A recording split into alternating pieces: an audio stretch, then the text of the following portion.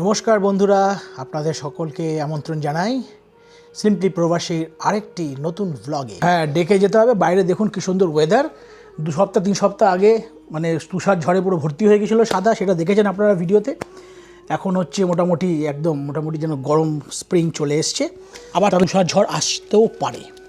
যাই হোক, এখানে আমরা গাছ রেখেছিলাম, মোটামুটি সরিয়ে দেই টেম্পোরারিভাবে, যাতে বাইরে যাওয়া যায়। দেখুন গাছে ফুল এসছে, ম্যারিনেট করা আছে। এবং কলা গাছটা অলরেডি আবার বেরোচ্ছে, হুইচ ইজ গুড। বাইরে এসে ব্যাপক ওয়েদার বাইরে। জিনিসপত্র সব বরফের মধ্যে বেরোনো হয়নি ঠান্ডার মধ্যে, বাট সুন্দর ওয়েদার। এই পাতা যে পড়ে আছে এগুলো সব পরিষ্কার করতে হবে। যা পাতা আছে একবার লন মোয়ার ব্যাগ লাগিয়ে চালিয়ে দিলেই সব একদম ঠিক হয়ে যাবে। তারপরে কস্কোতে সার এসছে, এই সার দিয়ে দিতে হবে। তাহলে যখন এপ্রিলের পরে মেতে গিয়ে সব একদম সবুজ হয়ে গ্রো করবে। দেখুন এখন কি অবস্থা, ধূসর, এটা পুরো সবুজ হয়ে যাবে 1-2 মাসের মধ্যে। চলো 25 ডিগ্রি সি, চলো এটা খোলা যাক। গ্রিলটা ঢাকা রয়েছে উইন্টারে, আজকে আমরা খুলবো। ঢেকে রাখলে মোটামুটি যে ঠান্ডা গরম বরফ পড়ে থাকে তার থেকে বেটার থাকে, মোটামুটি ঠিকই আছে। আর মোটামুটি আমি পরিষ্কার করে রেখেছিলাম, তো নিচটা পরিষ্কার আছে। আর একটা জিনিস যেটা করব সেটা হচ্ছে নিচে বরফের জল সব পড়ে সব তেল জমে আছে, এটা আমি মোটামুটি এখানে দিয়ে দেবো, এখানে সার হয়ে যাবে এগুলো।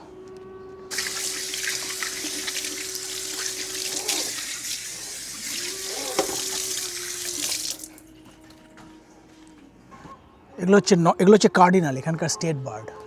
এটা আরও রং হবে। এরাও ঠান্ডার মধ্যে সব বাসায় বসে থাকতো, এখন ঠান্ডা কমে এসেছে আজকে, তাই বেরিয়েছে। নর্দার্ন কার্ডিনাল বা কার্ডিনাল, এই যে এরকম দেখতে, বাট এখন এতটা রং দেখা যাচ্ছে না। সামনে আস্তে আস্তে এদের রংটাও বাড়বে, যত স্প্রিং আসবে। দেখি গ্যাসটা অন করলাম। এটা তো মোটামুটি গরমের সময় বাইরেই আমি মাছ বা স্ট্রং যেগুলো ফ্লেভার সেগুলো বাইরেই রান্না হয়। এটা চালানো যাক। চলেছে, গুড, চলেছে। এটা ক বছর পুরনো? এটা 2 বছর হয়েছে না? তাহলে 3 বছর। এটা 3 বছর পুরনো। ঢেকে রাখাতে বেশ মোটামুটি কিন্তু ভালো আছে।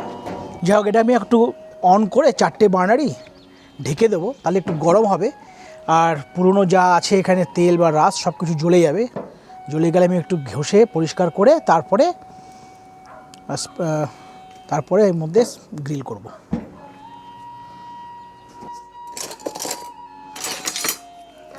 এই জায়গাটাকে আমরা এখানে দেখছেন সব কভার করে রাখা আছে, উইন্টারে সব ঢেকে রাখা থাকে। তো এই জায়গাটাতে এবার বেশ সুন্দর রং করে গাছ টাছ বসিয়ে, চেয়ার টেবিল বসিয়ে, আউটডোর ফার্নিচার বসিয়ে এবার এই সামার আসছে, এই জায়গাটাকে সুন্দর করে ডেকোরেট করতে হবে।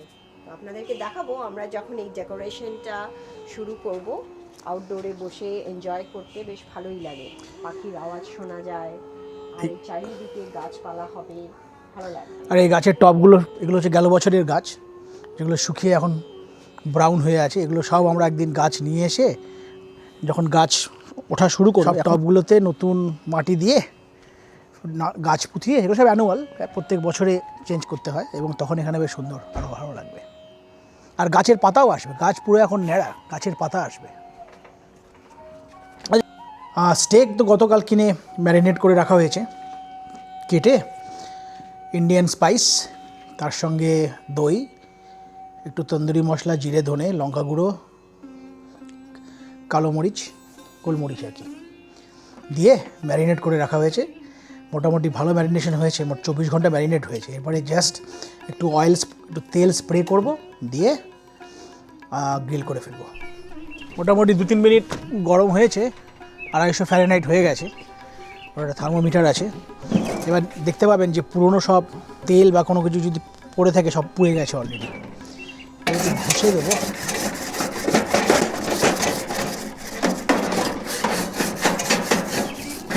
ওয়াহা, সব আমরা আগুনে শুদ্ধ করে দিচ্ছি। জায়গাটাকে মুছতে হবে। এখান থেকে শুরু করি। হাতে গরম লাগার আগে বন্ধ করো, নাহলে মুছাই করে নিচটা মুছে দিই। মোটামুটি সেগুলো উঠে যাচ্ছে। যাই হোক, আরেকবার জ্বালিয়ে দিই। আমি বাদিকটা করব, বাদিকটা একটু জ্বলুক, তারপরে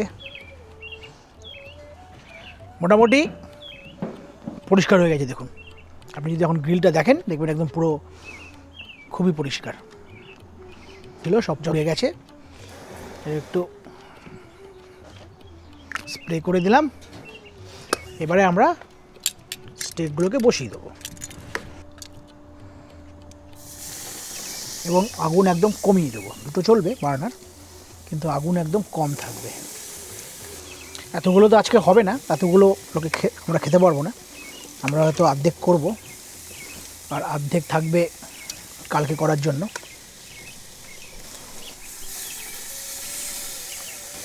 কালকে এর সঙ্গে কিছু চিংড়ি মাছ অ্যাড করে দেবো।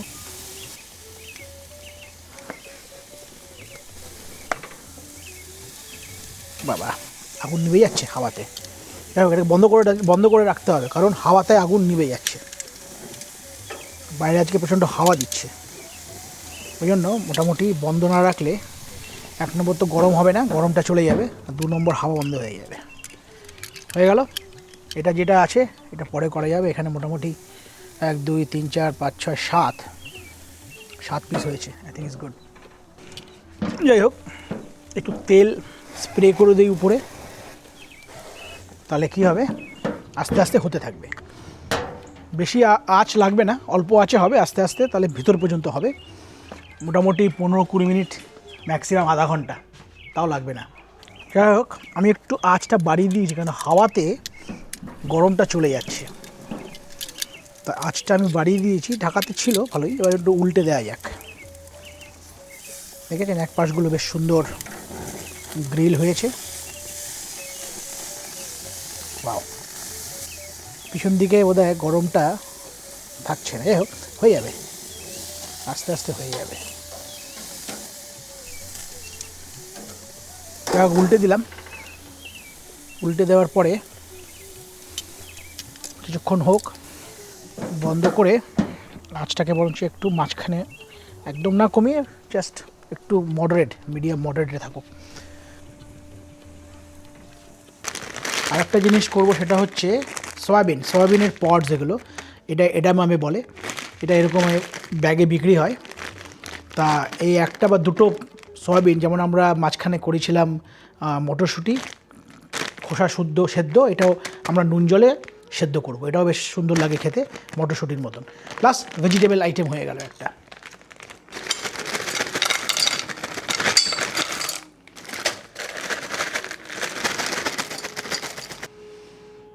নুন দিয়ে দিই, তাহলে একেবারে ভিতরে নুনটা ঢুকে যাবে। 2 চামচ ইজ এনাফ। এটা কষার নুন, এটার লবণাক্তটা কম একটু। গরম জল অ্যাড করে সেদ্ধ বসিয়ে দেবো, একবার ফুটলেই হয়ে যাবে।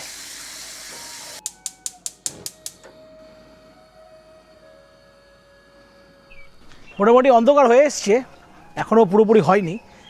বাইরে লাইটটা জ্বালালাম, এটা জ্বালিয়েছি, এখানে লাইটটা জ্বালাই উপরে, দেখি কেমন লাগে। একটা সবগুলো বাল্ব ঠিক আছে কিনা দেখতে হবে, কিন্তু যদি ফিউজ হয় তো চেঞ্জ করতে হবে। বাহ, মোটামুটি সবগুলোই ঠিক আছে, একটাও ফিউজ হয়নি। That's good. 3 বছর, দিস ইজ 3rd ইয়ার, এগুলো বেশ জ্বলছে। লাস্ট ইয়ার একটা ফিউজ হয়েছিল, আমার কাছে এক্সট্রা ছিল, চেঞ্জ করে দিয়েছি, কিন্তু এই বছর ঠিক আছে। যাই হোক, এটা বেশ দেখতে ভালো লাগবে যখন ওয়েদারটা একটু গরম হবে, গাছগুলো এখানে সবুজ হবে। মোটামুটি হচ্ছে। হাওয়াটা একটু বেশি, এতে কি হচ্ছে, হাওয়াতে সব গরম উড়ে চলে যাচ্ছে। আমাদের এডামামে বেশ ফোটা শুরু করেছে, আমি একটু মিক্স করে দিই। বেশিক্ষণ ফোটালে আবার কি হবে, বেশি নরম হয়ে যাবে। বেশি নরম করা যাবে না, একটু ক্রিস্পি হতে হবে, মানে আদান্তে মানে জাস্ট রাইট। এটা মনে হচ্ছে মোটামুটি হয়ে গেছে, কারণ এরপরে কি হবে দেখুন, এখানে খোলা থেকে একটু ফেটে যাচ্ছে। আমরা এটা হয়ে গেছে, এটা বন্ধ করে দেবো। আর ফোটানোর দরকার নেই। এরপরে মোটামুটি 5 মিনিট এই গরম জলে থাকলেই পুরোপুরি হয়ে যাবে। তারপরে রেডি টু ইট। এগুলো সেদ্ধ হয়ে গেছে, সয়াবিন অ্যাডামামে দেখুন সুন্দর বেরিয়ে এসছে, ভালো নুন ঢুকেছে আর ভালো সেদ্ধ হয়েছে। আপনি ইচ্ছা করলে স্কিনও খেতে পারেন। সুন্দর, আমাদের এটা অন্যরকম স্বাদ। হেলদি স্ন্যাক্স, এটা হচ্ছে বিকেলের হেলদি স্ন্যাক্স। হেলদি স্ন্যাক্স, হ্যাঁ, মানে আমাদের মটরশুঁটি একরকম খেতে, এটা একরকম খেতে, তো দিস ইজ ভেরি হেলদি। মটরশুঁটির মতনই সয়াবিন ছোকলা শুদ্ধ বা ছাল শুদ্ধ বা সয়াবিন অন দ্য পড বা অ্যাডামামে। মোটামুটি হয়ে গেছে। এবারে দেখি কি অবস্থা। মাঝখানে আমি খেয়াল করিনি, তো কোনটা চাই তোমার আশি বাবা? That one, okay. Can you give me another one? ইয়া দুটো করে, তোমার 2 পিস, এটাও না। ওকে, তাহলে এইটা Yeah. ওকে, ঠিক আছে। মোটামুটি হয়ে গেছে। এবারে আমরা খাওয়া যেতে পারে। ডান। অন্ধকার হয়ে গেছে বাইরে, বাইরেটা দেখুন। এবারে আমরা টেস্ট করব ফ্রাইডে ইভিনিং। এরপরে আমরা কি করব? এরপরে আমরা দেখব সিনেমা। কি সিনেমা এসছে নতুন এই সপ্তাহে দেখব, নেটফ্লিক্স বা প্রাইমে একটা সিনেমা দেখব। মোটামুটি ফ্রাইডে নাইটটা আমরা একসঙ্গে ফ্যামিলি কোয়ালিটি টাইম স্পেন্ড করছি। কেমন হয়েছে স্টেকটা? কেমন হয়েছে? না আগে খা খেয়ে বলুন। It's good. প্লিজ আমাদের ভিডিওটা প্রথম থেকে শেষ পর্যন্ত দেখুন। আর নতুন নতুন ভিডিও দেখার জন্য প্লিজ সিম্পলি প্রবাসী চ্যানেলটাকে সাবস্ক্রাইব করুন। আপনাদের ভালোবাসা এবং সাপোর্ট খুব একান্তভাবে কাম্য। Thank you for your support and love. আমাদের চ্যানেলটাকে সাবস্ক্রাইব করুন। আর নতুন নতুন ভিডিও আসছে, আমরা আমাদের লাইফস্টাইল ব্লগ, আমাদের ট্রাভেল ব্লগ এবং ফুড ব্লগ আমরা এখানে সব শেয়ার করব। দেখতে থাকুন সিম্পলি প্রবাসী। ধন্যবাদ।